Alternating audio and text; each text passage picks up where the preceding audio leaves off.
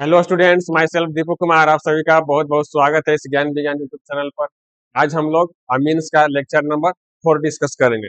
तो स्टूडेंट्स, आज के लेक्चर में हम लोग अमीन के बारे में जो नेक्स्ट टॉपिक है उसके बारे में डिस्कशन करेंगे। आज हम लोग डाइजोनियम साल्ट पढ़ेंगे। तो स्टूडेंट्स, डाइजोनियम साल्ट भी हर एक रिएक्शन की तरह एक बहुत ही इम्पोर्टेंट टॉपिक भी है। तो इससे भी रिलेटेड जो क्वेश्चन आते हैं वो काफी इजी होते हैं। और ये अगर आप लोग टॉपिक अच्छी तरह से इसको अंडरस्टैंड कर लेंगे तो इससे जो भी क्वेश्चन आप लोग को एग्जाम में आएंगे तो आप लोग उसको मिस नहीं कर पाएंगे। तो आप लोग इसलिए इसको अच्छी तरह से नोट मेकिंग भी करते चलेंगे। तो डाइजोनियम साल्ट्स में आज हम लोग क्या क्या डिस्कस करेंगे। तो देखिए, डाइजोनियम साल्ट में आज हम लोग सबसे पहले इसका इंट्रोडक्शन पढ़ेंगे। डाइजोनियम साल्ट क्या है, इसके इंट्रोडक्शन को सबसे पहले हम लोग आज डिस्कस करेंगे। इसके बाद हम लोग इसका सेकंड पॉइंट में नोमेनक्लेचर पढ़ेंगे। डाइजोनियम साल्ट का नोमेनक्लेचर हम लोग किस तरह से करते हैं। इसके बाद हम लोग थर्ड पॉइंट क्या डिस्कस करेंगे। थर्ड पॉइंट इसका हम लोग क्लासिफिकेशन डिस्कस करेंगे। फोर्थ पॉइंट हम लोग डाइजोनियम साल्ट का प्रिपरेशन डिस्कस करेंगे। फिफ्थ पॉइंट में हम लोग क्या डिस्कशन करेंगे। फिफ्थ पॉइंट में हम लोग डाइजोनियम साल्ट का फिजिकल प्रॉपर्टीज का डिस्कशन करेंगे। यहाँ हम लोग डाइजोनियम साल्ट के जो भी फिजिकल प्रॉपर्टी होते हैं उनको हम लोग डिस्कस करेंगे। इसके बाद सिक्स पॉइंट में हम लोग क्या डिस्कस करेंगे। सिक्स में हम लोग केमिकल प्रॉपर्टी डिस्कस करेंगे। और लास्ट में सेवेंथ पॉइंट में हम लोग क्या डिस्कस करेंगे, importance in synthesis of aromatic compound. तो देखिए, एरोमेटिक कंपाउंड का भी हम लोग जब भी सिंथेसिस करते हैं तो वहां पर भी हम लोग डाइजोनियम साल्ट का इस्तेमाल करते हैं। तो इसलिए उसका इम्पोर्टेंस और भी बढ़ जाता है। तो इसको हम लोग लास्ट में डिस्कशन कर लेंगे सेवेंथ पॉइंट में। तो इन सबको एक एक करब हम लोग डिस्कस करेंगे। तो सबसे पहले हम लोग इंट्रोडक्शन देख लेते हैं। डाइजोनियम साल्ट के इंट्रोडक्शन हम लोग देखेंगे। तो देखिए, डाइजोनियम साल्ट किस तरह से होते हैं। तो डाइजोनियम साल्ट हम लोग के पास ये है डाइजोनियम साल्ट GN2X। इस तरह से हम लोग को डाइजोनियम साल्ट का फॉर्म में हम लोग को मिलेंगे GN2X। यहाँ पर N के ऊपर पॉजिटिव चार्ज रहेंगे और X के ऊपर निगेटिव चार्ज रहेंगे। तो आप लोग के दिमाग में बात आता होगा कि सर यहाँ पर जो G है ये G क्या है, यहाँ पर जो N2 है ये क्या है, और X माइनस है ये क्या है। तो देखिए, यहाँ पर जो G है, यहाँ पर जो आप लोग G देख रहे हैं, ये जो G है, G एक तरह का ग्रुप है। वो ग्रुप कौन से हो सकते हैं, तो अल्काइल ग्रुप या अराइल ग्रुप, दोनों में से कोई भी हो सकते हैं। यहाँ पर जो भी आप लोग G देख रहे हो वे या तो अल्काइल ग्रुप होंगे या अराइल ग्रुप होंगे। इस बात को आप लोग को ध्यान में रखना है। तो अल्काइल ग्रुप अराइल ग्रुप आप सब लोग जानते हो कि ये क्या है, ये अल्काइल ग्रुप है। CH3 C2H5 ये अल्काइल ग्रुप है। और ये पीएच क्या है, ये अराइल ग्रुप है। तो ये रहेंगे यहाँ पर। जी का मीनिंग यही हुआ कि जी या तो अल्काइल ग्रुप रहेंगे या अराइल ग्रुप रहेंगे। यहाँ पर आप लोग जो N2 देख रहे हैं, N2 के ऊपर प्लस चार्ज है। तो यहाँ N2 का क्या मामला है भाई, तो जो N2 है वो डाइजोनियम ग्रुप रहेगा। N2 जो है वो डाइजोनियम ग्रुप रहेगा।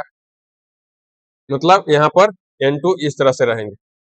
ये क्या है, ये डाइजोनियम ग्रुप है। जो यहाँ पर एक्स माइनस देख रहे हो, एक्स माइनस क्या है, तो एक्स माइनस किसी तरह का अनायन रहेगा। ये इलेक्ट्रॉन खा गया है कहीं से तो इसके ऊपर माइनस चार्ज आ गए हैं।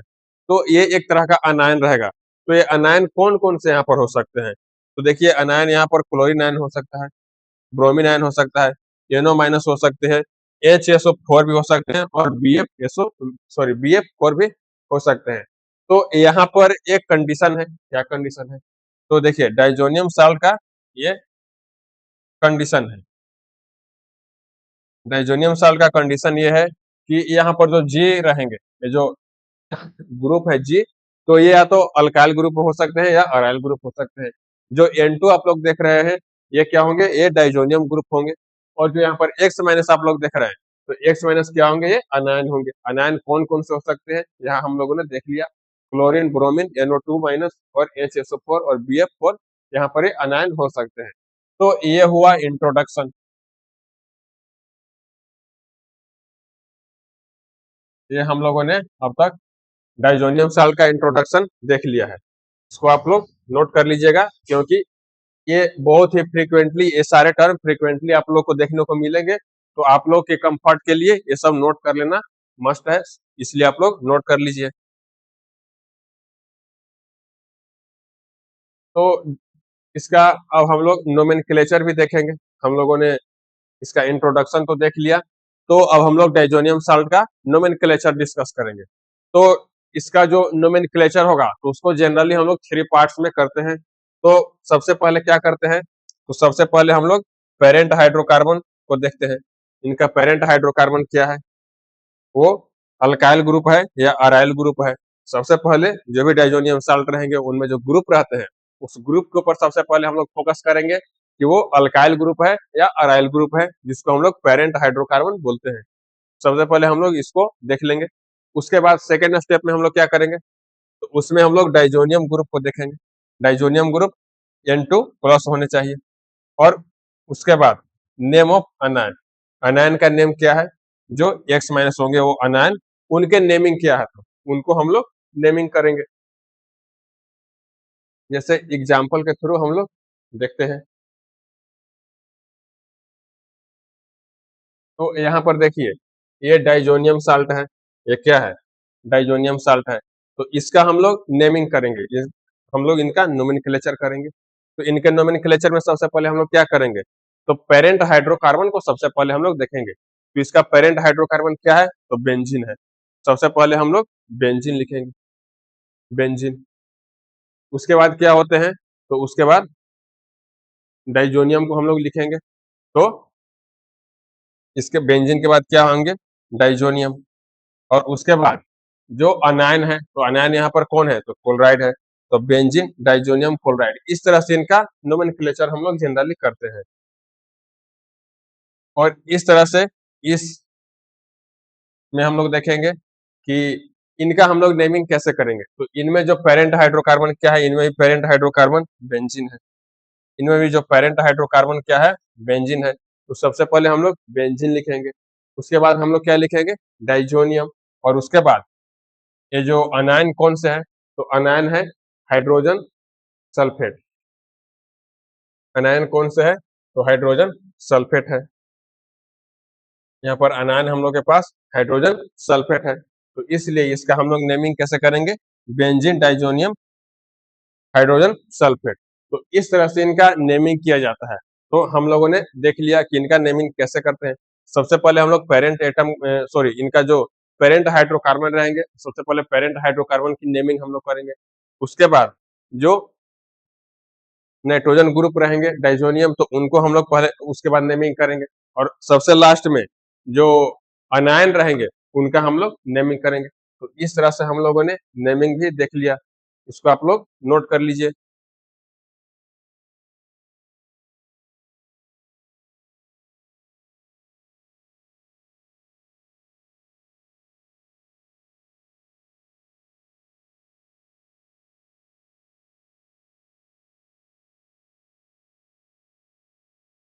अब इसके बाद हम लोग क्लासिफिकेशन देखेंगे।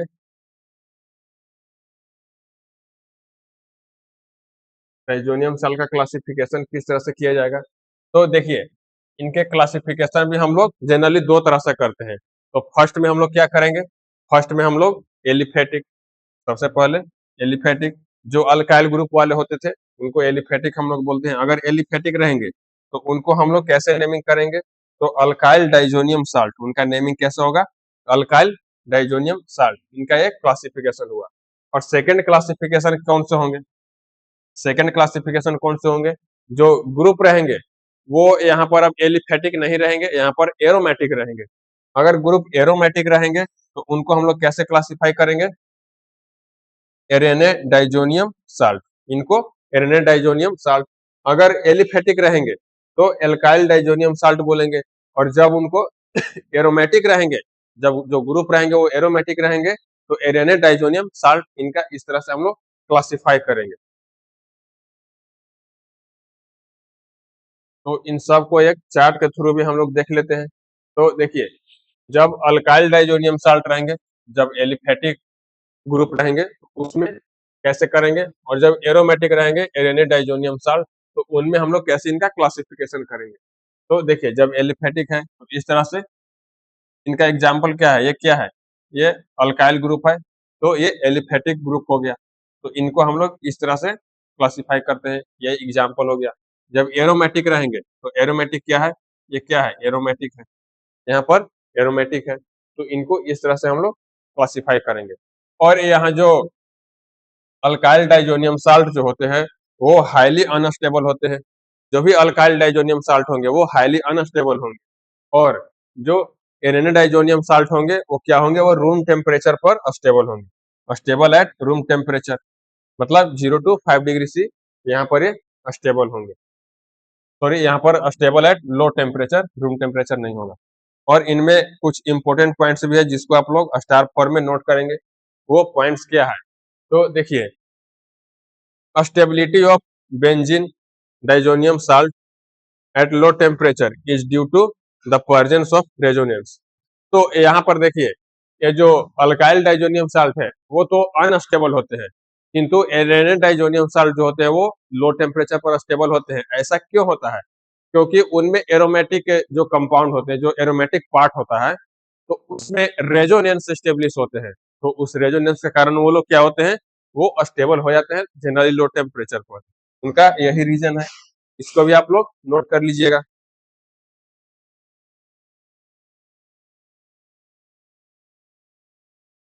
तो देखिए उनका रेजोनेंस किस तरह से होता है।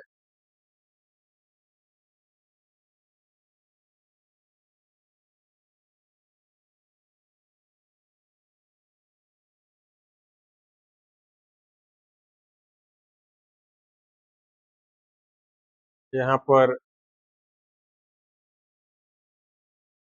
देखिए रेजोनेंस कैसे होंगे, यहाँ हम लोग क्या देख रहे हैं, यहाँ हम लोग देख रहे हैं डबल बॉन्ड, सिंगल बॉन्ड। तो यहाँ पर इस तरह से बॉन्ड का शिफ्टिंग होगा। जब बॉन्ड का शिफ्टिंग होगा तो क्या होगा, जब बॉन्ड का शिफ्टिंग होगा तो ये बॉन्ड का जो एटम होगा, सॉरी, इस बॉन्ड का जो इलेक्ट्रॉन होगा वो यहाँ पर शिफ्ट हो जाएगा और यहाँ पर डबल बॉन्ड का फॉर्मेशन कर देगा, यहाँ पर डबल बॉन्ड का फॉर्मेशन कर देगा।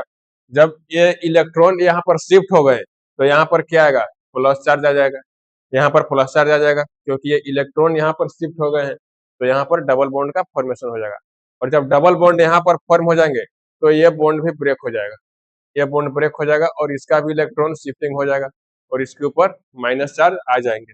इस तरह से इनका जो इलेक्ट्रॉन का शिफ्टिंग होगा, कैसे हो जाएगा, देखिए यहाँ पर हो गए, ये इलेक्ट्रॉन का शिफ्टिंग हुआ तो यहाँ पर डबल बॉन्ड का फॉर्मेशन हो गया। जब इस नाइट्रोजन कार्बन के बीच में डबल बॉन्ड का फॉर्मेशन होगा तो यहाँ का भी ये बॉन्ड शिफ्ट हो गया था, तो ये यहाँ पर नाइट्रोजन के पास निगेटिव चार्ज का डेवलपमेंट हो गया है। तो उसके बाद क्या होंगे, यहाँ जो प्लस चार्ज आ गए हैं तो ये डबल बॉन्ड, सिंगल बॉन्ड और यहाँ पर प्लस चार्ज, ये यहाँ पर भी एक कंजुगेशन बना रहा है। तो यहाँ पर भी क्या होगा, तो ये जो डबल बॉन्ड का इलेक्ट्रॉन है ये भी यहाँ पर शिफ्ट हो जाएगा। जब शिफ्ट होगा तो यहाँ पर डबल बॉन्ड आ जाएंगे और यहाँ पर प्लस चार्ज आ जाएंगे। क्या होगा, ये जो इलेक्ट्रॉन शिफ्टिंग हुआ है, ये जो आप लोग इलेक्ट्रॉन शिफ्टिंग देख रहे हैं, तो यहाँ पर तो डबल बॉन्ड आ जाएंगे, तो ये इलेक्ट्रॉन जब शिफ्ट हुआ है तो यहाँ पर प्लस चार्ज आ जाएगा। कैसे होगा, वो इस तरह से होगा, यहाँ पर आप लोग देख सकते हैं। जब यहाँ का इलेक्ट्रॉन शिफ्ट हुआ है तो यहाँ पर प्लस चार्ज आ गए और यहाँ पर डबल बॉन्ड का फॉर्मेशन हो गया है। अब तो ये क्या हुआ, ये सब इनका रेजोनेंस हुआ, ये यहाँ पर रेजोनेंस हुआ, इतना पार्ट ये यहाँ पर रेजोनेंस स्ट्रक्चर यहाँ पर इसका हुआ। जब इस तरह से हुए तो देखिए फिर कंजुगेशन बन रहा, ये डबल बॉन्ड शिफ्ट होगा यहाँ पर और यहाँ डबल बॉन्ड का फॉर्मेशन हो जाएगा। और जब यहाँ डबल बॉन्ड का फॉर्मेशन होगा तो यहाँ पर क्या होगा, प्लस चार्ज आ जाएगा, क्योंकि इलेक्ट्रॉन शिफ्ट हो गए हैं, यहाँ का इलेक्ट्रॉन यहाँ पर शिफ्ट हो गए और डबल बॉन्ड बना दिए हैं, तो यहाँ पर इलेक्ट्रॉन का डिफिशियंसी हो जाएगा और प्लस चार्ज का डेवलपमेंट हो जाएगा। जब प्लस चार्ज का डेवलपमेंट यहाँ होगा तो यहाँ पर भी क्या हो गया, रेजोनेंस पूरा स्टेबलाइज हो गया, इतने तक रेजोनेंस स्टेबलाइज हो गया। उसके बाद फिर क्या होगा, तो यहाँ पर जब प्लस चार्ज आ गए हैं तो इसके बाद ये जो माइनस चार्ज का लोन पेयर वाला जो इलेक्ट्रॉन है इसका भी ऐसे शिफ्टिंग होगा और क्या होगा, यहाँ भी ट्रिपल बॉन्ड का फॉर्मेशन हो जाएगा। जब ट्रिपल बॉन्ड यहाँ हो जाएंगे तो ये बॉन्ड ब्रेक हो जाएगा, ये बॉन्ड यहाँ पर ऐसे शिफ्ट करेगा। कैसे होगा तो देखिए, यहाँ का जब माइनस चार्ज यहाँ शिफ्ट होगा तो क्या होगा, तो देखिए यहाँ पर डबल ट्रिपल बॉन्ड हो गए, यहाँ पर क्या हो गए, ट्रिपल बॉन्ड हो गए। और क्या हुआ, जब यहाँ का डबल बॉन्ड का इलेक्ट्रॉन यहाँ पर शिफ्ट होगा तो क्या होगा, यहाँ पर शिफ्ट होगा तो यहाँ डबल बॉन्ड का फॉर्मेशन इस तरह से हो गया है। तो देखिए अब हमारा जो प्लस चार्ज है वो बिल्कुल यहाँ पर वो शिफ्ट हो गया, वो न्यूट्रलाइज हमारे पास हो गए। जो पहले था एक प्लस चार्ज वो अभी प्लस चार्ज ही रह गया है। तो ये हमारे पास क्या मिले, ये इतना हम लोग के पास पूरा रेजोनेंस स्ट्रक्चर मिला है। इतना तक हम लोग के पास रेजोनेंस हो रहा है। तो ये पूरा इसका क्या है, रेजोनेंस स्ट्रक्चर हो गया है। ये इसका पूरा ये रेजोनेंस स्ट्रक्चर हो गया है। तो इसी कारण से ये रूम टेम्परेचर पर स्टेबल होते हैं, सॉरी लो टेम्परेचर पर ये स्टेबल हो जाते हैं। इसमें भी कुछ हाईली इंपॉर्टेंट पॉइंट्स है जो हम लोगों को नोट करने हैं।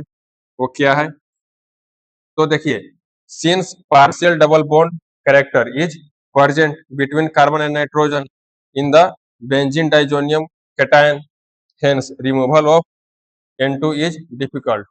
तो यहाँ पर क्या हो रहा है कि कार्बन और नाइट्रोजन के बीच में हम लोग क्या देख रहे हैं, हम लोग कार्बन और नाइट्रोजन के बीच में क्या देख रहे हैं कि पार्शियल डबल बॉन्ड का डेवलपमेंट हो रहा है।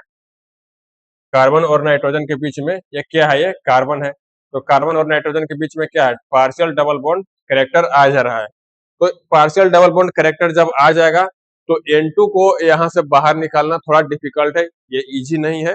तो इसलिए यहाँ पर इस तरह से ये स्टेबल हो जाते हैं, इस तरह से यहाँ पर ये स्टेबल हो जाते हैं। तो ये हुआ इनका ये हाइब्रिड ये स्ट्रक्चर हुआ, जिस कारण से ये लो टेम्परेचर पर स्टेबल रहते हैं।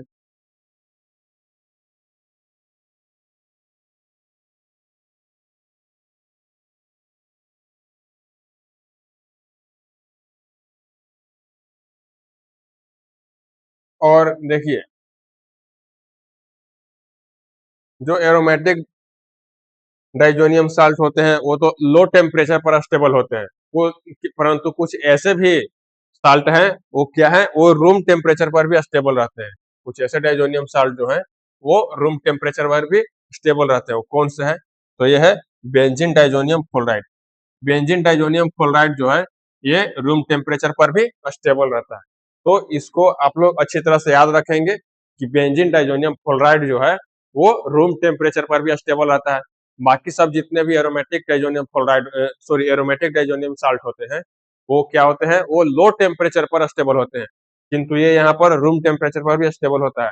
तो इसको एग्जाम में भी आने का बहुत ही हाई प्रोबेबिलिटी है, इसलिए इसको आप लोग नोट कर लीजिएगा। अब इसके बाद हम लोग डाइजोनियम साल्ट का प्रिपरेशन पढ़ेंगे, preparation of diazonium salt. Diazonium salt का अब हम लोग प्रिपरेशन पढ़ेंगे कि इसका प्रिपरेशन कैसे होता है। तो देखिए, इसका जो जनरल रिएक्शन होगा वो इस तरह से होगा। जो प्राइमरी एरोमेटिक अमीन्स होंगे, प्राइमरी एरोमेटिक अमीन्स, उनका रिएक्शन होगा NaNO2 और HCl से। और हम लोग के पास एक गिवन कंडीशन क्या है, वो टेम्परेचर का हम लोग का एक रेंज होता है, 273 केल्विन से 278 केल्विन तक हम लोग को टेम्परेचर इतना मेंटेन करना पड़ेगा। इससे ज्यादा हम लोग टेम्परेचर नहीं यहाँ पर मेंटेन करेंगे। अगर इससे ज्यादा टेम्परेचर हम लोग मेंटेन करेंगे तो इसका फर्दर क्या होगा, डिकम्पोजिशन हो जाता है, जिसको हम लोगों ने प्रीवियस लेक्चर में डिस्कस किया था।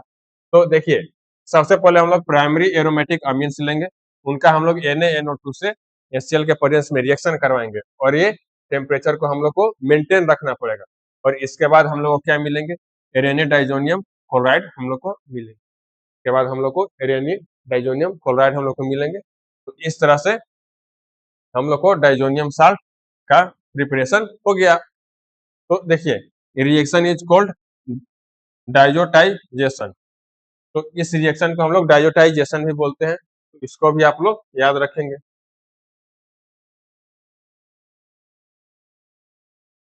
तो प्रिपरेशन को हम लोग एग्जाम्पल के थ्रू भी देख लेते हैं। इससे ये क्या है, एनिलीन है। एनिलीन का रिएक्शन हम लोग NaNO2 HCl से करवाएं और ये टेम्परेचर का रेंज हम लोग को मेंटेन करना है। तो इसके बाद हम लोग को क्या मिले, हम लोग को बेंजीन डाइजोनियम क्लोराइड मिल गए। ये क्या है, बेंजीन डाइजोनियम क्लोराइड, जिसको शॉर्ट में हम लोग BDC भी बोलते हैं, बेंजीन डाइजोनियम क्लोराइड। यहाँ पर लिखा हुआ है बेंजीन डाइजोनियम क्लोराइड, इसको शॉर्ट में हम लोग BDC बोलते हैं। और NaCl water as a side product हम लोग को भी मिलेंगे। अब हम लोग physical properties of diazonium salt देखेंगे। डाइजोनियम साल्ट का जो फिजिकल प्रॉपर्टी कैसे होते हैं, तो फिजिकल प्रॉपर्टीज के अंडर में हम लोग क्या क्या पढ़ेंगे, तो फिजिकल प्रॉपर्टी में हम लोग डाइजोनियम साल्ट का कलर पढ़ेंगे कि इनका कलर किस तरह के होते हैं, इनका फिजिकल स्टेट किस तरह का होता है, जो भी डाइजोनियम साल्ट होते हैं उनका फिजिकल स्टेट क्या होता है और इनका सोलुबिलिटी भी क्या होता है। तो इसको हम लोग 3 पार्ट्स में स्टडी करेंगे। तो सबसे पहले हम लोग कलर को पढ़ेंगे। तो देखिए,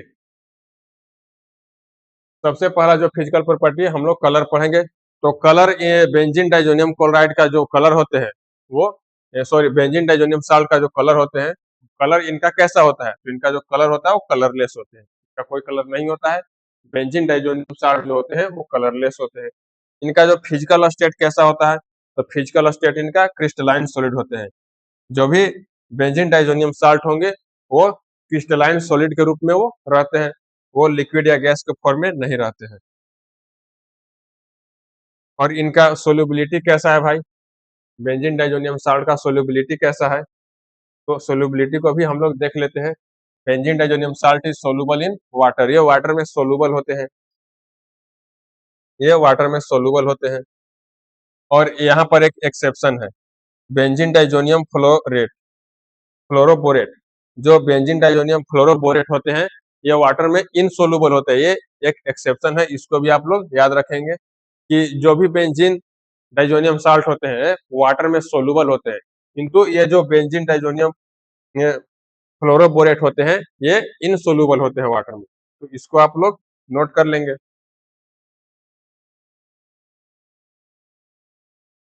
इसके बाद केमिकल प्रॉपर्टीज पढ़ेंगे, chemical properties of diazonium salt. तो chemical properties of diazonium salt में हम लोग क्या क्या डिस्कस करेंगे, तो इसमें हम लोग देखेंगे कि chemical reactions of BDS can be studied as, मतलब यहाँ पर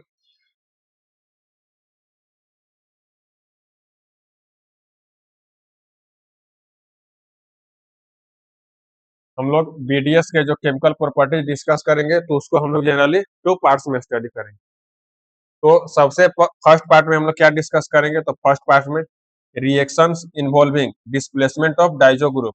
तो सबसे पहले रिएक्शन में क्या होंगे, फर्स्ट पार्ट में क्या होंगे, तो वहां पर डाइजो ग्रुप के डिस्प्लेसमेंट हो गए, डाइजो ग्रुप का उसमें डिस्प्लेसमेंट होगा उस तरह की रिएक्शन में। जो सेकेंड टाइप के रिएक्शन में हम लोग क्या देखेंगे, तो सेकेंड टाइप के रिएक्शन में डाइजो ग्रुप का रिटेंशन होगा, फर्स्ट में डिस्प्लेसमेंट होगा और सेकेंड में रिटेंशन होगा। सबसे पहले तो डिस्प्लेसमेंट कर देगा और उस जो सेकेंड पार्ट हम लोग पढ़ेंगे उसमें क्या करेगा, रिटेंशन करेगा, उसमें अपना डाइजो ग्रुप को रिटेन कर लेगा। तो इस 2 पार्ट्स में हम लोग इनके केमिकल रिएक्शन को स्टडी करेंगे।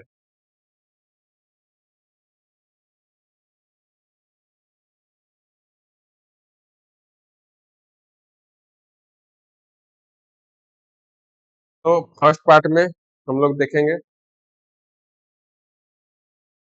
डिस्प्लेसमेंट, डाइजो ग्रुप का डिस्प्लेसमेंट सबसे पहले डिस्कस करेंगे। तो देखिए,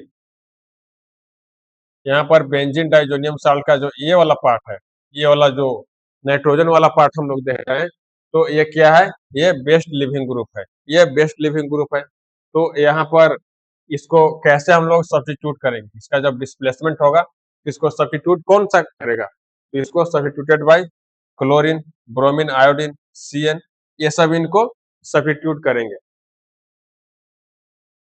with the release of N2, मतलब जब भी यहाँ पर N2 का रिलीज होगा तो इसको डिस्प्लेस कौन करेंगे, तो क्लोरीन, ब्रोमीन, आयोडीन और साइनाइड इनको डिस्प्लेस करेंगे। तो ये हुए reaction involving displacement of Dizo group. अब इसके बाद क्या होंगे,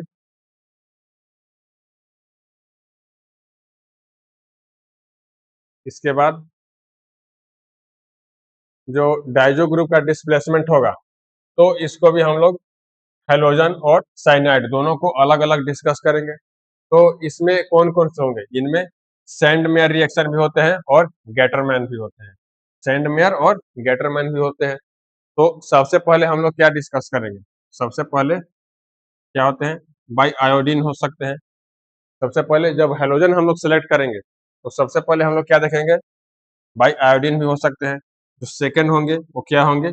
बाई फ्लोरीन भी हो सकते हैं। थर्ड जो होंगे वो क्या होंगे? बाई हाइड्रोजन भी हो सकते हैं। उसके बाद क्या हो सकते हैं? जो फोर्थ होंगे वो बाई हाइड्रोक्साइल ग्रुप भी हो सकते हैं, जहां पर OH उसको डिस्प्लेस करेगा। जब फिफ्थ होंगे वो कौन से होंगे? जो फिफ्थ होंगे बाई नाइट्रो ग्रुप भी हो सकते हैं, NO2। तो इन तरह से हम लोग उनको डिस्प्लेस कर सकते हैं। तो सेंड मेयर रिएक्शन कैसे होंगे? तो देखिए, सेंड मेयर रिएक्शन जो होंगे, एरोमेटिक पहले होंगे। पहले AR N2X, AR N2X, जहां पर ये AR क्या है? ये एरोमेटिक है, एरोमेटिक, ये एरोमेटिक है। AR N2X, तो इनका रिएक्शन जब भी हम लोग CuCl2 HCl के प्रेजेंस में कराएंगे तो हम लोग को क्या मिलेगा? हम लोग को क्लोरोबेंजीन मिलेगा, और इसके साथ ही साथ नाइट्रोजन गैस रिलीज होंगे। ArCl मतलब इस तरह से, इस तरह से रहेंगे, तो इसको क्लोरोबेंजीन हम लोग बोलेंगे, जिसको ArCl भी हम लोग डिनोट करते हैं। और जब CuBr2HBr से हम लोग रिएक्शन करवाएंगे तो हम लोग को क्या मिलेंगे? ब्रोमोबेंजीन मिलेंगे, ArBr, और यहाँ पर भी नाइट्रोजन गैस रिलीज होंगे। जब हम लोग CuCN और KCN के प्रेजेंस में इसका रिएक्शन करवाएंगे तो हम लोग को ArCN मिलेंगे, और यहाँ पर भी नाइट्रोजन गैस का रिलीज होगा। और इन सब में जो कॉपर है, इन सब में जो कॉपर है, तो कॉपर का ऑक्सीडेशन नंबर क्या होगा? ऑक्सीडेशन स्टेट यहाँ पर +1 होगा, यहाँ सब पर +1 ऑक्सीडेशन स्टेट होंगे, सब पर +1 ऑक्सीडेशन स्टेट होंगे। इस बात को भी आप लोग ध्यान रखेंगे।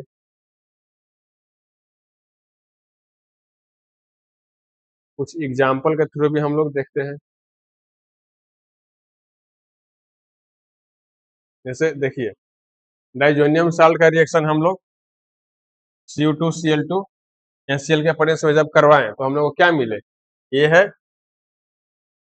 इसी को लिखे हैं ArCl। यही क्या है? क्लोरोबेंजीन है, और नाइट्रोजन गैस भी रिलीज हुए थे। इसी के बारे में यहाँ पर बता रहे थे। जो ArCl है ये क्या है? क्लोरोबेंजीन है। Ar जो है, तो Ar एरोमेटिक पार्ट है। Ar एरोमेटिक पार्ट को हम लोग AR से डिनोट करते हैं, AR से डिनोट करते हैं। और ये क्लोरीन है, तो यही है ArCl। तो इस तरह के सैम्बल को आप लोग याद रखेंगे, क्योंकि ये आप लोग को फ्रीक्वेंटली से आप लोग को इस तरह के मिलते रहेंगे।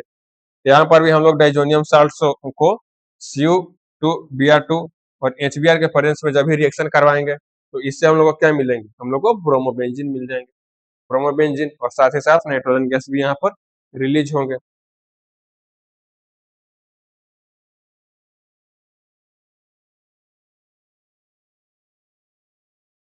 और यहाँ पर देखिए, कैसियन से जब हम लोग रिएक्शन करवाएंगे,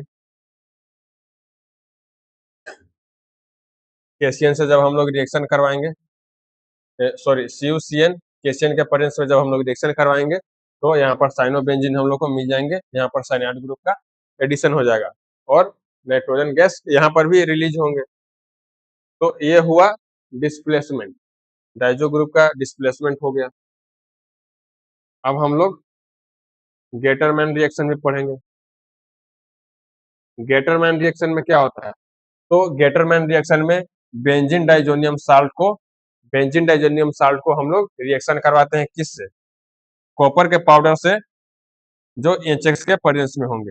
तो कॉपर पाउडर से जब भी हम लोग बेंजीन डाइजोनियम साल्ट को रिएक्शन कराएंगे तो क्या होंगे? तो क्लोरोबेंजीन हम लोग को मिलेंगे, या ब्रोमोबेंजीन मिलेंगे। जब क्लोरीन से रिएक्शन करवाएंगे, मतलब HCl से जब रिएक्शन करवाएंगे तो हम लोग को क्लोरोबेंजीन मिलेंगे, और जब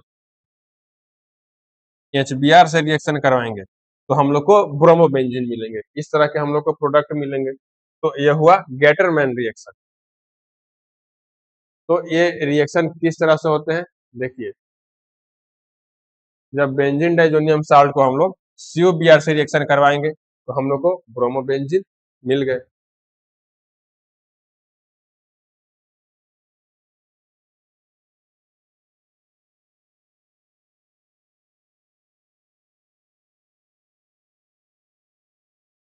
यहाँ हम लोग को ब्रोमोबेंजीन मिल गए और क्या हुए, नाइट्रोजन गैस यहाँ पर भी रिलीज होंगे और CuX यहाँ पर हम लोग को मिलेंगे। और देखिए यहाँ पर CuBr हम लोग को मिलेंगे इस तरह से। और जब हम लोग बेंजीन डाइजोनियम साल्ट को CuNCl से हम लोग जब इसका रिएक्शन करवाएंगे, यहाँ पर कॉपर के पाउडर रहेंगे, तो हम लोग को क्लोरोबेंजीन मिलेंगे और नाइट्रोजन गैस भी यहाँ पर रिलीज होंगे और CuX as a side product भी मिल जाएंगे।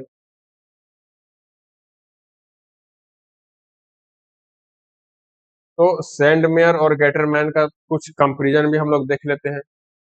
सैंडमेयर और गेटरमैन का comparison, Sandmeyer reaction is preferred over Gattermann reaction. तो देखिए, जब भी हम लोग क्लोरोबेंजीन या ब्रोमोबेंजीन का प्रिपरेशन करेंगे तो उसमें हम लोग क्या करते हैं, उसमें हम लोग को सैंडमेयर रिएक्शन को ज्यादा प्रीफर करते हैं, गेटरमैन रिएक्शन को हम लोग थोड़ा कम प्रीफर करते हैं। ऐसा क्यों करते हैं, क्योंकि due to better yield in case of Sandmeyer reaction.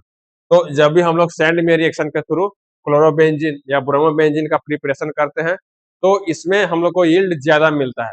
तो यील्ड ज्यादा मिलेगा तो ये कॉमर्शियली और इंडस्ट्रियली हम लोग को प्रॉफिटेबल होगा। तो इस कारण से हम लोग सैंडमेयर रिएक्शन को ज्यादा प्रीफर करते हैं।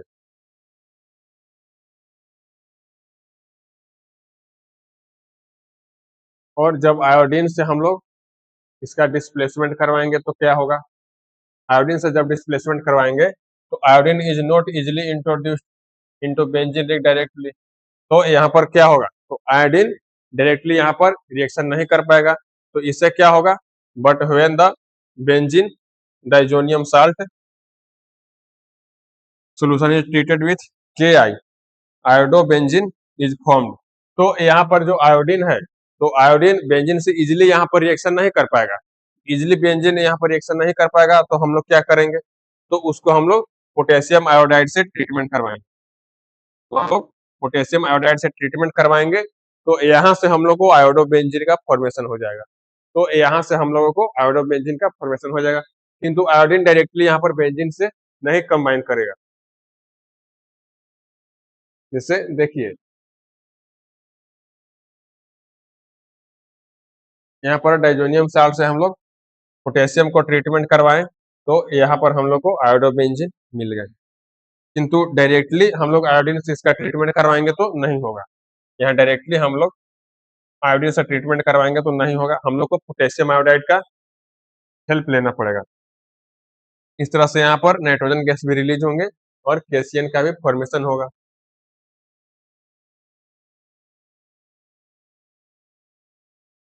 और जब फ्लोरीन से हम लोग इसका डिस्प्लेसमेंट करवाएंगे तो क्या होगा, तो फ्लोरीन से जब हम लोग इसका डिस्प्लेसमेंट करवाएंगे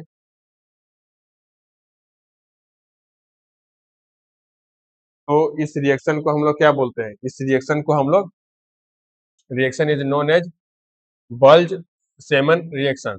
तो जब हम लोग बेंजीन डाइजोनियम साल्ट को फ्लोरीन से डिस्प्लेस करेंगे, किसको, डाइजो पार्ट को, डाइजोनियम पार्ट को, जब भी हम लोग उसको डिस्प्लेस करेंगे तो उस रिएक्शन को बल्ज सेमन रिएक्शन उसको हम लोग बोलते हैं। इस रिएक्शन को हम लोग बल्ज सेमन रिएक्शन बोलेंगे। तो इसका जो जनरल रिएक्शन क्या होगा, बेंजीन डाइजोनियम साल्ट को हम लोग, क्लोराइड को हम लोग फ्लोरोबोरिक एसिड से रिएक्शन करवाएंगे। ये क्या है, ये फ्लोरोबोरिक एसिड है। तो इससे हम लोग को क्या मिल जाएगा, तो इससे हम लोग को बेंजीन डाइजोनियम फ्लोरोबोरेट हम लोग को एज ए प्रेसिपिटेट मिलेंगे, ये नीचे डिपोजिट हो जाते हैं। तो जब बेंजीन डाइजोनियम फ्लोरोबोरेट जब डिपोजिट हो जाएंगे तो उसको फर्दर हम लोग हीट करेंगे, उसको फर्दर हम लोग हीटिंग देंगे, इसका टेम्परेचर राइज करेंगे तो इससे हम लोग को क्या मिल जाएंगे, तो इससे हम लोग को फ्लोरोबेंजीन मिल जाएंगे। किंतु यहाँ पर भी डायरेक्टली हम लोग फ्लोरोबेंजीन का प्रिपरेशन नहीं कर सकते हैं। तो इस तरह से हम लोग फ्लोरोबेंजीन का प्रिपरेशन कर सकते हैं। और नाइट्रोजन गैस भी यहाँ पर रिलीज होंगे और BF3 का यहाँ पर फॉर्मेशन होगा। तो ये हम लोग फ्लोरीन से डाइजोनियम पार्ट को यहाँ पर क्या किए, डिस्प्लेसमेंट किए, डाइजो ग्रुप को यहाँ पर हम लोग डिस्प्लेस किए। तो इस तरह के रिएक्शन को भी एग्जाम में पूछे जा सकते हैं। वो ऑब्जेक्टिव फॉर्म में भी हो सकते हैं और सब्जेक्टिव फॉर्म में भी हो सकते हैं। तो इसको आप लोग अच्छी तरह से नोट कर लीजिएगा।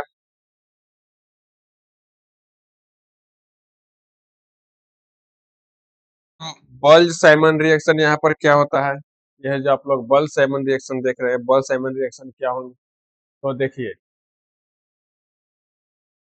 जब बेंजीन डाइजोनियम क्लोराइड को हम लोग HBF4 से रिएक्शन करवाते हैं HCl के प्रेजेंस में, तो हम लोग को क्या मिलते हैं, तो हम लोग को डाइजोनियम फ्लोरोबोरेट मिलते हैं। ये क्या है, डाइजोनियम फ्लोरोबोरेट, हम लोग को डाइजोनियम फ्लोरोबोरेट मिलते हैं।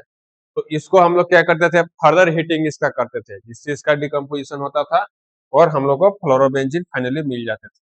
हम लोग को अपने डिजायर्ड फ्लोरोबेंजीन मिल जाते थे और हम लोग को यहाँ पर नाइट्रोजन गैस भी रिलीज होते हैं और BF3। तो इसी रिएक्शन को हम लोग क्या बोलते हैं, बल्ज सैमन रिएक्शन, हम लोग को इसी को बोलते हैं। जो आप लोग बल्ज सैमन रिएक्शन देख रहे थे, यही बल्ज सैमन रिएक्शन है।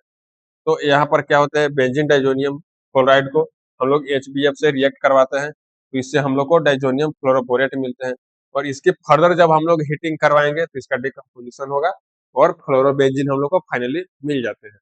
तो इसको भी आप लोग नोट करिएगा। अब हम लोग डाइजो ग्रुप को हाइड्रोजन से डिस्प्लेस करवाएंगे। तो हाइड्रोजन से जब डिस्प्लेस करवाएंगे तो हम लोग को कुछ इंपॉर्टेंट जो बात है उसको ध्यान में रखने पड़ेंगे। यहाँ पर जो हम लोग रिएजेंट इस्तेमाल करेंगे, वो रिएजेंट कौन से होंगे, वो रिएजेंट माइल्ड रिड्यूसिंग एजेंट होंगे। वो क्या होंगे, वो माइल्ड रिड्यूसिंग एजेंट होंगे। कौन कौन से हो सकते हैं, तो हाइपोफॉस्फोरस एसिड, जिसको हम लोग फॉस्फोनिक एसिड भी बोलते हैं, क्या, H3PO2, H3PO2 को हम लोग यहाँ पर एज ए रिएजेंट इस्तेमाल कर सकते हैं, या इथेनॉल को भी हम लोग एज ए रिएजेंट इस्तेमाल कर सकते हैं।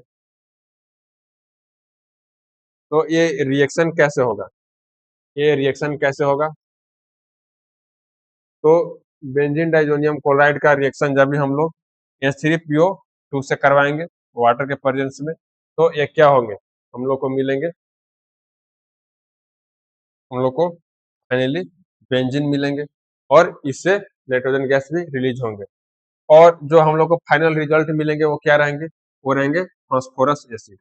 जो फाइनल रिजल्ट हम लोग को क्या होंगे, तो फास्फोरस एसिड। तो ये कैसे हुआ, तो यहाँ पर इसका हाइपोफॉस्फोरस एसिड का यहाँ पर क्या हुआ, ऑक्सीडेशन हुआ, यहाँ पर इसका ऑक्सीडेशन हुआ और हम लोग को फास्फोरस एसिड मिल गए हैं। तो यहाँ पर कैसे हम लोग इसको डिस्प्लेस किए, तो यहाँ पर हम लोग हाइड्रोजन से डिस्प्लेस कर दिए, यहाँ पर हम लोग हाइड्रोजन से डिस्प्लेस कर दिए, तो इसका ऑक्सीडेशन हो गया है।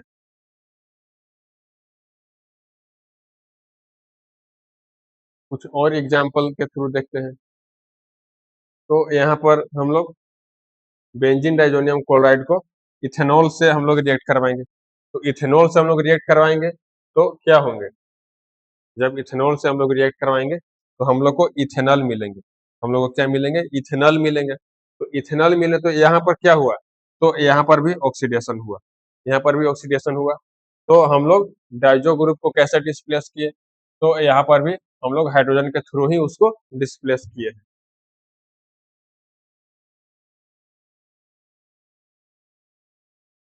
अब हम लोग अब हम लोग हाइड्रोक्साइल ग्रुप के थ्रू डिस्प्लेस करेंगे। अब हाइड्रोक्साइल ग्रुप के थ्रू हम लोग डिस्प्लेस करेंगे। तो देखिए, BDC को हम लोग वाटर से रिएक्ट करवाएंगे, ट्रीटमेंट करवाएंगे तो क्या होंगे, हम लोग को फेनॉल मिल जाएंगे, हम लोग को फेनॉल मिल जाएंगे। तो यहाँ पर हम लोगों ने डाइजो ग्रुप को कैसे डिस्प्लेस किया, तो हम लोग यहाँ पर OH से डिस्प्लेस किया है, हम लोग OH से इसको डिस्प्लेस कर दिया है और हम लोग को नाइट्रोजन गैस यहाँ पर भी रिलीज हो रहा है। तो ये क्या हुआ, तो यहाँ पर हम लोगों ने डाइजो ग्रुप को हाइड्रोक्साइल ग्रुप से डिस्प्लेस कर दिया है। तो देखिए, ये जो रिएक्शन है इसका कंडीशन है, क्या कंडीशन है, तो 283 केल्विन पर जो बेंजीन डाइजोनियम क्लोराइड है वो हाइड्रोलाइड हो जाते हैं और फेनॉल बन जाते हैं। तो ये फाइनली क्या हुए, हम लोग को फेनॉल मिल गए। ये क्या है, ये फेनोल है, हम लोग को फेनोल मिल गए। तो यहाँ हम लोगों ने हाइड्रोक्साइल ग्रुप से भी डिस्प्लेस कर लिया है। अब इसके बाद नाइट्रो ग्रुप से डिस्प्लेस करेंगे। अब नाइट्रो ग्रुप से डिस्प्लेस करेंगे। तो नाइट्रो ग्रुप से डिस्प्लेस कैसे करेंगे? तो देखिए, नाइट्रो ग्रुप से डिस्प्लेस करने के लिए सबसे पहले हम लोग को बेंजीन डाइजोनियम फ्लोरोबोरेट लेने पड़ेंगे। तो बेंजीन डाइजोनियम फ्लोरोबोरेट लेंगे तो उसको हम लोग Na NO2 से हीट करवाएंगे, कॉपर पाउडर के प्रेजेंस में हीट करवाएंगे। तो इससे हम लोग को नाइट्रोबेंजीन मिल जाते हैं। इससे हम लोग को नाइट्रोबेंजीन मिल जाते हैं और नाइट्रोजन गैस रिलीज होंगे। तो देखिए कैसे होंगे। बेंजीन डाइजोनियम फ्लोरोबोरेट को जब हम लोग Na NO2 से रिएक्ट करवाएंगे, कॉपर पाउडर को प्रेजेंस में हीट करवाएंगे, तो इससे हम लोग को नाइट्रोबेंजीन मिल जाते हैं। तो नाइट्रोबेंजीन जब हम लोग को मिले तो डाइजो ग्रुप को डिस्प्लेस कौन किया? तो यहाँ पर NO2 इसको डिस्प्लेस किया है। यहाँ पर इसको NO2 डिस्प्लेस किया है। तो हम लोगों ने देख लिया कि नाइट्रोजन ग्रुप से कैसे डिस्प्लेस करते हैं। नाइट्रोजन ग्रुप से कैसे डिस्प्लेस करेंगे? तो यहाँ पर भी हम लोग को नाइट्रोजन गैस रिलीज होते हैं और NaBF4 as a side product हम लोग को मिल जाएंगे। तो इस तरह से हम लोगों ने नाइट्रो ग्रुप से भी डिस्प्लेस करके देख लिया। इसको रिएक्शन के थ्रू भी समझते हैं।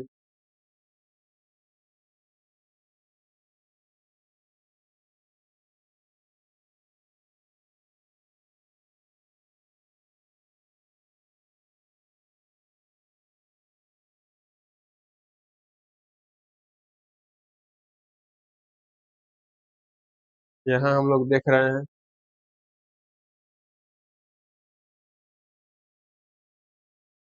BDC को हम लोग सबसे पहले HBF4 से रिएक्ट करवाएंगे HCl के प्रेजेंस में, तो हम लोग को ये एज ए इंटरमीडिएट मिलेंगे और इसको Na NO2 और कॉपर पाउडर के प्रेजेंस में इसको हीट करेंगे तो हम लोग को नाइट्रोबेंजीन मिल जाएंगे। इस तरह से हम लोगों ने नाइट्रोबेंजीन का प्रिपरेशन भी कर लिया और नाइट्रोजन गैस यहाँ पर भी रिलीज होंगे। जैसा सब होता रहा है वैसा इसमें भी होगा।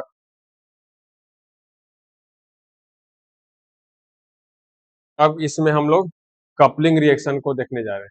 कपलिंग रिएक्शन,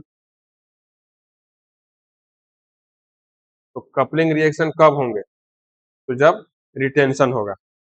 पहले तो डिस्प्लेसमेंट हम लोग करते थे, अब रिटेंशन होगा। तो रिटेंशन में क्या होता है? कपलिंग होता है, मतलब दोनों आपस में मिलेंगे, जैसे आप लोग कपलिंग करते हो, तो यहाँ पर भी ये कपलिंग करेगा। तो इसको हम लोग कपलिंग रिएक्शन भी बोलते हैं। तो कपलिंग रिएक्शन में क्या होते हैं? तो कपलिंग रिएक्शन में रिटेंशन ऑफ डाइजो ग्रुप होते हैं, क्योंकि हम लोग यहाँ पर रिटेंशन ऑफ डाइजो ग्रुप पढ़ ही रहे हैं, तो यहाँ पर कपलिंग रिएक्शन में रिटेंशन ऑफ डाइजो ग्रुप होगा। तो कैसे होगा? तो यहाँ पर कपलिंग रिएक्शन होते हैं। कपलिंग रिएक्शन कैसे होते हैं? तो occurs through electrophilic substitution reaction. तो यहाँ पर क्या होंगे? यहाँ पर इलेक्ट्रोफिलिक सब्स्टिट्यूशन रिएक्शन होंगे, तो इससे क्या होंगे? कपलिंग रिएक्शन होंगे। कपलिंग रिएक्शन होंगे तो इसी में डाइजो ग्रुप का रिटेंशन हो जाता है। पहले जो डिस्प्लेसमेंट हो गया है तो उसका अब रिटेंशन हो जाता है।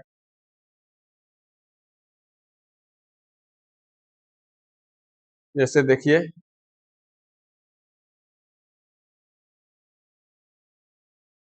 Coupling reaction can be shown by benzene diazonium chloride when it reacts with phenol and aniline। जब रिएक्शन करेगा तो इससे क्या होते हैं? इससे कपलिंग रिएक्शन होते हैं और डाइजो ग्रुप का रिटेंशन होता है। कैसे होगा? देखिए, जब भी हम लोग BDC का रिएक्शन कराएंगे फेनॉल से या एनिलीन से, तो इसमें क्या हो जाएंगे? रिटेंशन।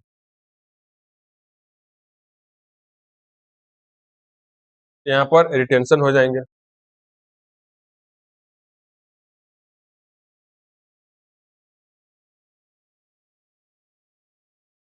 तो हम लोग कपलिंग रिएक्शन विद फेनॉल देखेंगे कि फेनॉल के साथ जब कपलिंग रिएक्शन करवाएंगे तो कैसे होंगे। कपलिंग रिएक्शन विद फेनॉल, तो इसका जनरल रिएक्शन क्या होगा? इसका जनरल रिएक्शन होगा, पहले हम लोग बेंजीन डाइजोनियम क्लोराइड का रिएक्शन करवाएंगे फेनॉल से। तो फेनॉल से हम लोग रिएक्शन करवाएंगे तो इससे क्या होगा?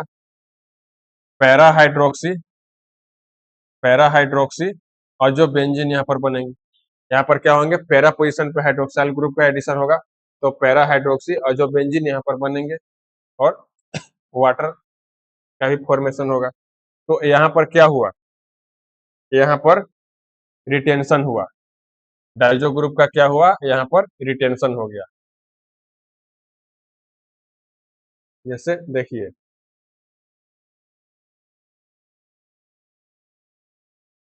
रिटेंशन कैसे होता है, बेंजीन डाइजोनियम क्लोराइड को हम लोग फेनॉल से यहाँ पर रिएक्शन करवाएं। ये क्या है, बेंजीन डाइजोनियम क्लोराइड को हम लोग फेनॉल से रिएक्शन करवाएं। फेनॉल से रिएक्शन करवाएं तो क्या हुआ, तो जब हम लोग फेनॉल से रिएक्शन करवाएं तो इससे हम लोग को पैरा हाइड्रोक्सी अजोबेंजीन बने। तो पैरा हाइड्रोक्सी अजोबेंजीन कैसे बने, तो यहाँ पर देखिए, यहाँ पर पैरा पोजीशन पे पैरा पोजीशन पे हाइड्रोक्साइल ग्रुप का एडिशन हुआ है। तो पैरा पोजीशन पे जब एडिशन होगा तो ये क्या हो गए, तो इसी को हम लोग पैरा हाइड्रोक्सी अजोबेंजीन बोलते हैं। तो इनका जो कलर होगा वो ऑरेंज डाई होते हैं। ये क्या होते हैं, ये ऑरेंज डाई होते हैं। तो इनका कलर ऑरेंज होता है और इनको डाई के रूप में भी इस्तेमाल किए जाते हैं। और यहाँ पर इस बात को भी आप लोग ध्यान में रखिएगा कि जो बेसिक मीडियम रहेगा वो पीएच 9 to 10 के बीच में रहेगा। तो इस पीएच को हम लोग को मेंटेन करना होगा कि 9 से लेकर 10 तक के रेंज में हम लोग का पीएच मान हो। तो इसको याद करने के शॉर्ट ट्रिक क्या है, तो इसको याद करने के शॉर्ट ट्रिक यही है कि हम लोग इससे HCl निकाल देंगे। यहाँ से क्लोरीन सेलेक्ट करेंगे और हाइड्रोजन, और इससे हम लोग HCl बाहर निकाल देंगे। HCl जब बाहर निकलेंगे और OH से रिएक्शन होगा, तो इस तरह से हम लोग को फाइनल प्रोडक्ट मिल जाएंगे। अब हम लोग कपलिंग रिएक्शन एनिलीन के साथ करवाएंगे। एनिलीन के साथ जब कपलिंग रिएक्शन होंगे तो क्या होंगे, तो यहाँ इसका जो जनरल रिएक्शन होंगे वो क्या होंगे, बेंजीन डाइजोनियम क्लोराइड का रिएक्शन हम लोग एनिलीन से करवाएंगे। और जब एनिलीन से करवाएंगे तो क्या होंगे, तो यहाँ पर बनेंगे पैरा अमीनो अजोबेंजीन बनेंगे। यहाँ पर जब एनिलीन से करवाएं तो पैरा अमीनो अजोबेंजीन बनेंगे और HCl बाहर निकलेंगे। कैसे होते हैं उसको भी देख लेते हैं। देखिए,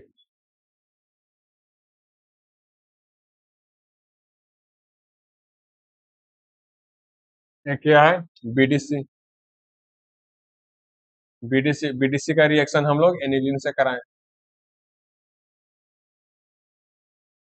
जब एनिलीन से करवाएंगे तो यहाँ पर क्या होगा, इस बात को भी हम लोग को ध्यान रखना है कि एसिडिक मीडियम रहेगा और पीएच 4 to 5 के बीच में रहेंगे। 4 to 5 के बीच में रहेंगे, इसी पीएच को हम लोग को मेंटेन करना है। तो इससे हम लोग को क्या मिलेंगे, पैरा अमीनो अजोबेंजीन मिलेंगे। इससे हम लोग को पैरा अमीनो अजोबेंजीन मिलेंगे। कैसे, देखिए, ये ऑर्थो पोजिशन है और ये मेटा पोजिशन है और ये पैरा पोजीशन है। पैरा पोजीशन पे जब NH2 का एडिशन हुआ है तो ये क्या हो गए, पैरा अमीनो अजोबेंजीन हो गए। तो ये क्या होते हैं, ये येलो डाई होते हैं। पहले वाले ऑरेंज डाई थे और ये हो जाएंगे येलो डाई। तो इसको भी आप लोग नोट कर लीजिएगा। इसको याद करने का शॉर्ट ट्रिक क्या है, तो इसको याद करने का शॉर्ट ट्रिक यही है कि इससे भी हम लोग HCl को बाहर निकाल देंगे। जब HCl को बाहर निकाल देंगे, कैसे निकालेंगे, तो यहाँ से क्लोरीन सेलेक्ट करेंगे और हाइड्रोजन यहाँ से, इस तरह से HCl को हम लोग बाहर निकाल देंगे। जब HCl से बाहर निकाल देंगे तो हम लोग को पैरा अमीनो अजोबेंजीन इस तरह से मिल जाएंगे। और इस रिएक्शन को आप लोग इस तरह से याद रख सकते हो।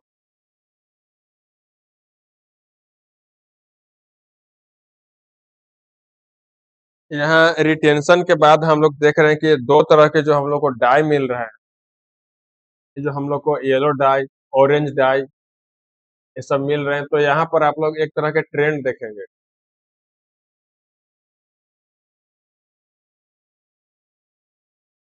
ये जो ऑरेंज डाई हम लोग को मिले थे,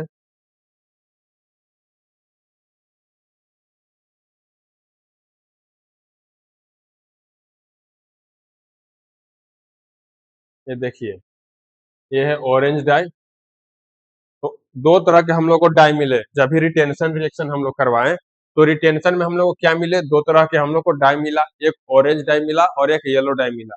तो इनमें क्या हो रहा है, तो इनमें हम लोग देख रहे हैं कि दो तरह के, यहाँ पर दो तरह के एरोमेटिक पार्ट का एडिशन हो रहा है। यहाँ पर दो तरह के एरोमेटिक पार्ट का एडिशन हो रहा है।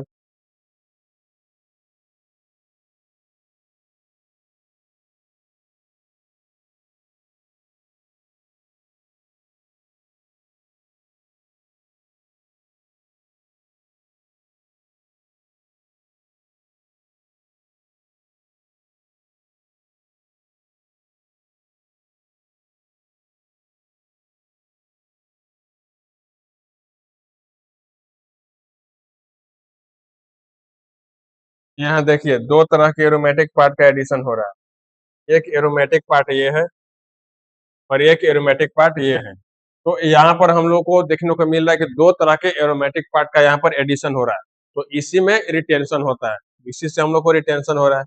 तो इस पॉइंट को भी आप लोग नोट करेंगे कि two aromatic rings join together, यहाँ पर दोनों नाइट्रोजन का एडिशन भी हो रहा है, तो इस तरह से दो एरोमेटिक रिंग का एडिशन होता है, तो इसी में रिटेंशन होगा। तो देखिए इसका एक और पार्ट हम लोग को पढ़ना था, वो क्या था, importance in the synthesis of aromatic compounds. तो जब भी हम लोग एरोमेटिक कंपाउंड का सिंथेसिस करते हैं तो उसमें भी हम लोग डाइजोनियम साल्ट का हैविली इस्तेमाल करते हैं। तो कैसे होते हैं, देखिए ये जो डाइजोनियम साल्ट है, तो डाइजोनियम साल्ट का क्या यहाँ पर इम्पोर्टेंस है, तो वेरी गुड इंटरमीडिएट कंपाउंड होते हैं। जो भी डाइजोनियम साल्ट होते हैं तो ये बहुत अच्छे इंटरमीडिएट कंपाउंड होते हैं। और क्या होते हैं, तो to introduce the fluorine fluorine bromine iodine cyanide hydroxide OH etc into aromatic ring. तो इनका क्या, इनको हम लोग अच्छी तरह से इंट्रोड्यूस कर सकते हैं किसमें, तो फ्लोरीन क्लोरीन ब्रोमीन आयोडीन इन सब में, ये जो ग्रुप है इन सब में हम लोग इनको अच्छी तरह से इंट्रोड्यूस कर सकते हैं। तो इसलिए इनका बहुत हैवीली इस्तेमाल होता है एरोमेटिक कंपाउंड के प्रिपरेशन में। तो ये कैसे रिएक्शन करते हैं, तो देखिए जब बीडीसी का रिएक्शन हम लोग NaNO2 से करवाएंगे HCl के प्रेजेंस में, और हम लोग को टेम्परेचर ये मेंटेन करना पड़ेगा 0 to 5 डिग्री C। तो इससे हम लोग को क्या मिलेंगे, बेंजीन डाइजोनियम क्लोराइड मिलेंगे। तो यहाँ क्या हम लोग किए, यहाँ हम लोग सिंथेसिस किए, तो इसलिए हम लोग यहाँ पर क्या इस्तेमाल किए, हम लोग बेंजीन डाइजोनियम साल्ट का यहाँ पर इस्तेमाल किए। तो ये इसका कॉमर्शियल इस्तेमाल भी होता है। तो इन सब रिएक्शन को हम लोग एक बार लास्ट में कंक्लूड कर देंगे। तो देखिए बेंजीन डाइजोनियम साल्ट का रिएक्शन जब भी हम लोग H3PO4 H3PO2 से करवाएंगे तो हम लोग को सिंपल बेंजीन मिलेंगे, पैरा बेंजीन हम लोग को मिलेंगे। जब हम लोग HbF4 से करवाएंगे, हिट देंगे इसको, तो हम लोग को फ्लोरोबेंजीन मिलेंगे। जब हम लोग पोटेशियम आयोडाइड से करवाएंगे तो हम लोग को आयोडोबेंजीन मिलेंगे। जब इसको हम लोग CuCN से या KCN से करवाएंगे तो हम लोग को साइनोबेंजीन मिलेंगे। इस तरह से इन सबको हम लोगों ने पहले डिस्कस कर लिया है।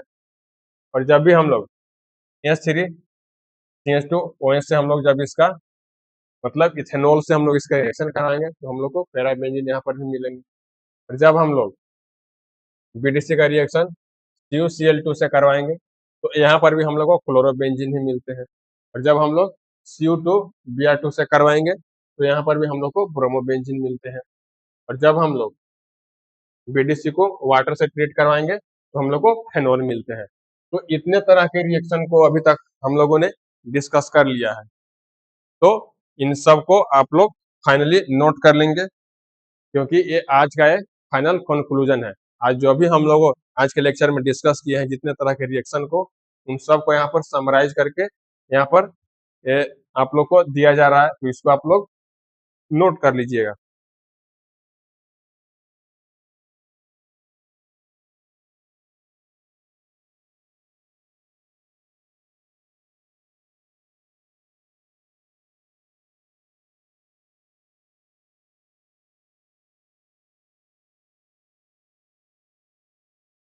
इसके बाद आप लोग के प्रैक्टिस के लिए क्वेश्चन लाए हैं, इसको आप लोग एज ए होमवर्क प्रैक्टिस करेंगे। इसको आप लोग होमवर्क प्रैक्टिस करेंगे, आप लोग के प्रैक्टिस के लिए लाया है। और इसका जो आंसर आप लोग फाइंड करेंगे नीचे कमेंट सेक्शन में बताइएगा, और इसके सॉल्यूशन का भी आप लोग हेल्प ले सकते हैं। इसके बाद ये नेक्स्ट क्वेश्चन है, इसको भी आप लोग को होमवर्क प्रैक्टिस करने हैं, और इन सब के आंसर आप लोग नीचे कमेंट सेक्शन में बताइएगा। और आप लोग को जो प्रॉब्लम होगा तो आप लोग सॉल्यूशन का भी हेल्प ले सकते हैं। तो ये रहा आज का लेक्चर कंप्लीट। तो स्टूडेंट्स, आज के लेक्चर में हम लोग इतना ही पढ़ेंगे। इसके बाद के जो भी टॉपिक है उसको हम लोग नेक्स्ट लेक्चर में कवर करेंगे। आप लोग पढ़ाई करते रहे, फिर मिलेंगे नेक्स्ट लेक्चर में। तब तक के लिए थैंक यू।